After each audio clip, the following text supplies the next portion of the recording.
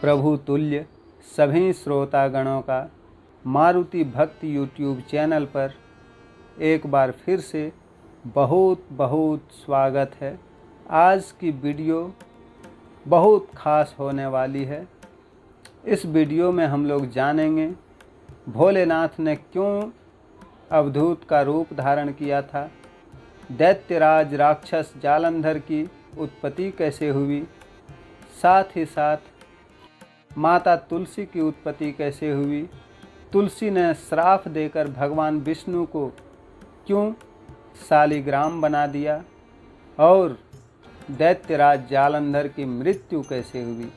इन सभी महत्वपूर्ण बिंदुओं पर ये वीडियो में चर्चा की जाएगी। उम्मीद करते हैं आप लोगों को वीडियो पसंद आएगी। जितने भी भक्तजन चैनल को सब्सक्राइब किए हैं उन सभी को बहुत बहुत धन्यवाद, और जो भी श्रोतागण पहली बार चैनल में आए हैं उनसे प्रार्थना है चैनल सब्सक्राइब करके नोटिफिकेशन ऑन करें, ताकि यहाँ से जो भी वीडियो अपलोड हो सर्वप्रथम आप तक पहुँच सके। आइए आप लोगों का समय और ज़्यादा बर्बाद ना करते हुए ये खास वीडियो हम लोग स्टार्ट करते हैं। एक बार देवराज इंद्र देवगुरु बृहस्पति के साथ भगवान शिव का दर्शन करने कैलाश गए। महादेव ने दोनों की परीक्षा लेनी चाहिए, इसलिए रूप बदलकर अवधूत बन गए। उनके शरीर पर कोई वस्त्र न था, उनका शरीर जलती हुई अग्नि के समान धधक रहा था और अत्यंत भयंकर नजर आ रहे थे। अवधूत दोनों के रास्ते में खड़े हो गए। इंद्र ने एक विचित्र पुरुष को रास्ते में खड़े देखा तो चौंके। इंद्र को देवराज होने का गर्व घेरने लगा। उन्होंने उस समय भयंकर पुरुष से पूछा, तुम कौन हो? भगवान शिव अभी कैलाश पर विराज रहे हैं या कहीं भ्रमण करने गए हैं? मैं उनके दर्शन के लिए आया हूँ। इंद्र ने कई प्रश्न किए, लेकिन वह पुरुष योगियों के समान मौन ही रहे। इंद्र को लगा कि एक साधारण प्राणी उनका अपमान कर रहा है। उनके मन में देवराज होने का अहंकार उपजा, जो क्रोध में बदल गया। देवराज इंद्र ने कहा, मेरे बार बार अनुरोध पर भी तुम कुछ नहीं बोलकर मेरा अपमान कर रहे हो। मैं तुम्हें अभी दंड देता हूँ। ऐसा कहकर इंद्र ने वज्र उठा लिया। भगवान शिव ने वज्र को उसी समय स्तंभित यानी जड़ कर दिया। इंद्र की बाँह अकड़ गई। भगवान अवधूत क्रोध से लाल हो गए। बृहस्पति उनके चेहरे पर आई क्रोध की ज्वाला को देखकर समझ गए कि ऐसा प्रचंड स्वरूप महादेव के अतिरिक्त किसी का नहीं हो सकता। बृहस्पति शिव स्तुति गाने लगे। उन्होंने इंद्र को भी महादेव के चरणों में लेटा दिया और बोले, प्रभु, इंद्र आपके चरणों में पड़े हैं, आपके शरणागत हैं। आपके ललाट से प्रकट अग्नि इन्हें जलाने को बढ़ रही है। हम शरणागतों की रक्षा करें। बृहस्पति ने विनती की, प्रभु, भक्तों पर आपकी सदा कृपा बरसती है। आप भक्त वत्सल और सर्वसमर्थ हैं। आप इस तेज को कहीं और स्थान दे दीजिए, ताकि इंद्र के प्राणों की रक्षा हो। भगवान रुद्र ने कहा, बृहस्पति, मैं तुम पर बहुत प्रसन्न हूँ। इंद्र को जीवन दान देने के कारण तुम्हारा एक नाम जीव भी होगा। मेरे तीसरे नेत्र से प्रकट इस अग्नि का ताप देवता सहन नहीं कर सकते, इसलिए मैं इसको बहुत दूर छोड़ूंगा। महादेव ने उस तेज को हाथ में धारण कर समुद्र में फेंक दिया। वहाँ फेंके जाते ही भगवान शिव का वह तेज तत्काल एक बालक के रूप में परिवर्तित हो गया। सिंधु से उद्भव होने के कारण उसका नाम सिंधु पुत्र जलंधर प्रसिद्ध हुआ। जलंधर, जिसका नाम शंखचूड़ भी हुआ, शिव के तेज से उत्पन्न हुआ था। इस कारण परम शक्तियों से संपन्न था। वह देवों से भी ज़्यादा शक्तिवान था। वह उस तेज से पैदा हुआ था जो इंद्र को समाप्त करने वाला था। इसलिए असुरों ने उसे अपना राजा बनाया। अवधूत रूप में यह लीला करने के बाद महादेव अंतर्ध्यान हो गए। इंद्र के गर्भ का भंजन भी हुआ, भगवान के दर्शन भी हो गए। तुलसी से जुड़ी एक कथा बहुत प्रचलित है। श्रीमद् देवी भागवत पुराण में इनके अवतरण की दिव्य लीला कथा भी बनाई गई है। एक बार शिव ने अपने तेज को समुद्र में फेंक दिया था। उससे एक महातेजस्वी बालक ने जन्म लिया। यह बालक आगे चलकर जालंधर के नाम से पराक्रमी दैत्य राजा बना। इसकी राजधानी का नाम जालंधर नगरी था।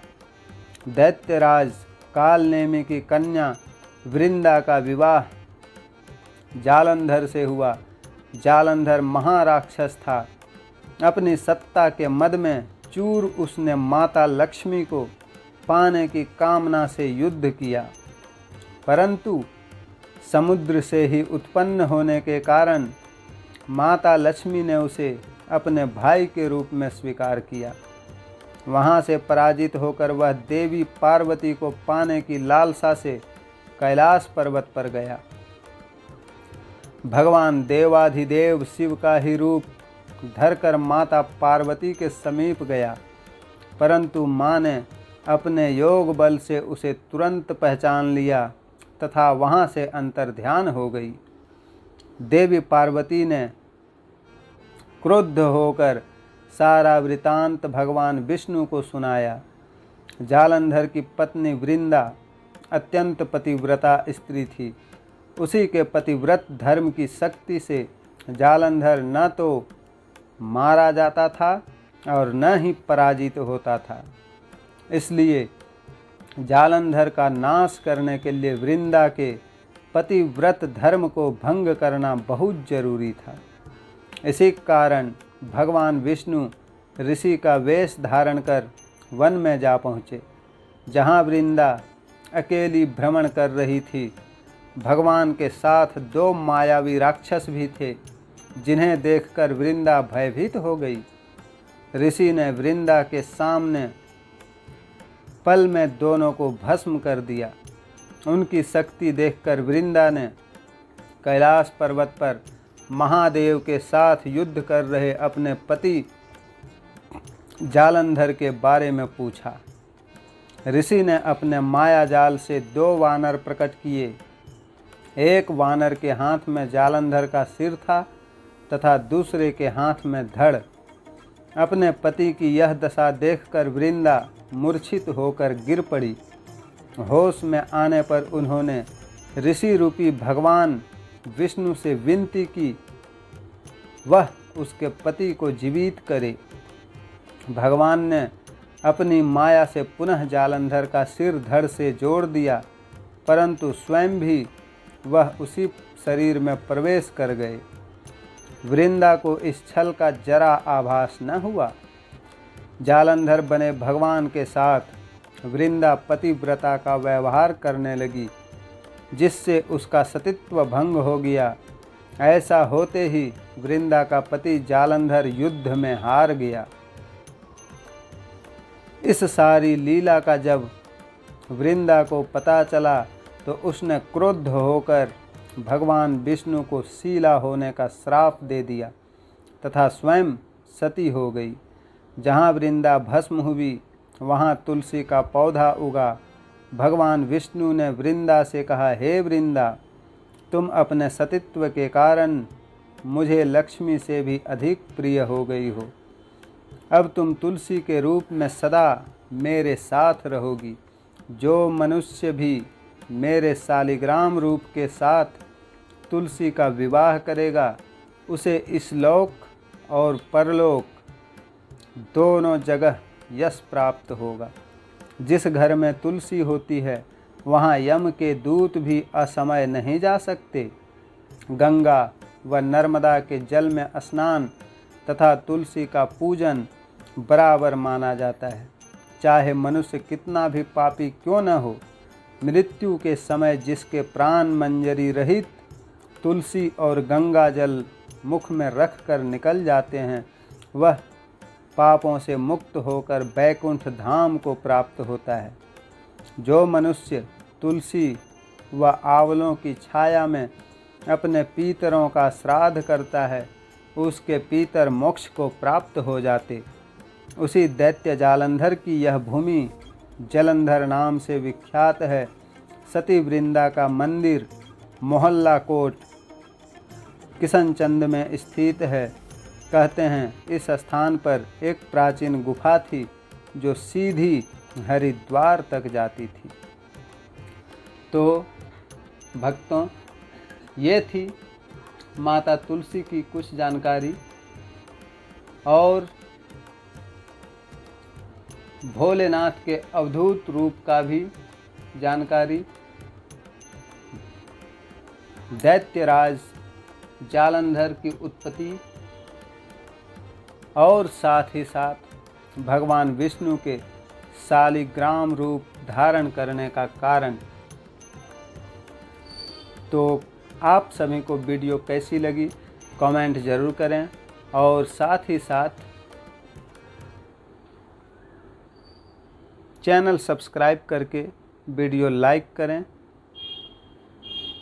आज की वीडियो हम यहीं समाप्त करते हैं। मिलते हैं फिर नेक्स्ट किसी वीडियो में। तब तक के लिए हमें आज्ञा दीजिए। जय श्री राम।